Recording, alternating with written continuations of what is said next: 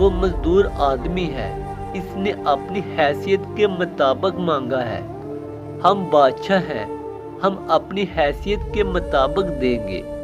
مولانا رومی فرماتے ہیں، آپ اللہ سے اپنی حیثیت کے مطابق مانگے۔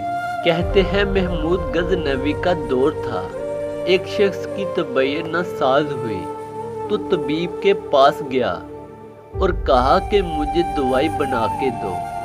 طبیب نے کہا کہ دوائی کے لیے جو چیزیں درکار ہیں سب ہیں سوائے شہد کے، تم اگر شہد کہیں سے لا دو تو میں دوائی تیار کر دیتا ہوں۔ اتفاق سے موسم شہد کا نہیں تھا۔ اس شخص نے حکیم سے ایک ڈبہ لیا اور چلا گیا، لوگوں کے دروازے کھٹکھٹانے لگا، مگر ہر جگہ مایوسی ہوئی۔ جب مسئلہ حل نہ ہوا تو وہ محمود غزنوی کے دربار میں حاضر ہوا۔ کہتے ہیں وہاں ایاز نے دروازہ کھولا اور دستک دینے والے کی دعا داد سنی۔ اس نے وہ چھوٹا سا ڈبہ دیا اور کہا کہ مجھے اس میں شہد چاہیے۔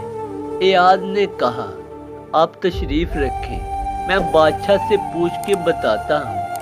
ایاز وہ ڈبہ لے کر بادشاہ کے سامنے حاضر ہوا اور عرض کی کہ بادشاہ سلامت، ایک سائل کو شہد کی ضرورت ہے۔ بادشاہ نے وہ ڈبہ لیا اور سائیڈ میں رکھ دیا۔ ایاز کو کہا کہ 3 بڑے ڈبے شہد کے اٹھا کے اس کو دے دیے جائیں۔ ایاز نے کہا حضور اس کو تو تھوڑا سا شہد چاہیے، آپ 3 ڈبے کیوں دے رہے ہیں؟ بادشاہ نے ایاز سے کہا ایاز وہ مزدور آدمی ہے، اس نے اپنی حیثیت کے مطابق مانگا ہے۔ ہم بادشاہ ہیں، ہم اپنی حیثیت کے مطابق دیں گے۔